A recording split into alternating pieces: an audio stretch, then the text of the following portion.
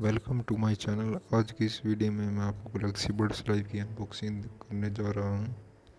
चलिए इसकी अनबॉक्सिंग शुरू करते हैं। सबसे पहले हमारे पास ये बॉक्स है, इसको ओपन कर लेते हैं।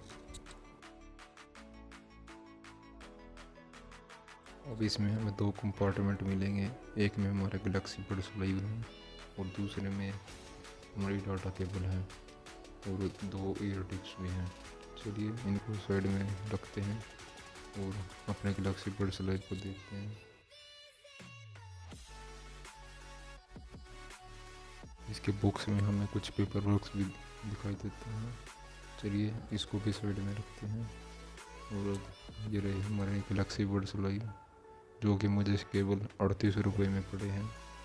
अगर आपको भी ये जानना है कि मुझे कैसे पड़े हैं तो कृपया मेरे चैनल को सब्सक्राइब करें, ताकि आप मेरी नेक्स्ट वीडियो को देख। मेरे चैनल पे इसका रिव्यू भी आने वाला है। अगर आपको कोई और क्वेश्चन है तो आप मुझे कमेंट सेक्शन में लिख सकते हैं, मैं आपका रिप्लाई ज़रूर करूँगा। Thank you for watching and hit the subscribe button.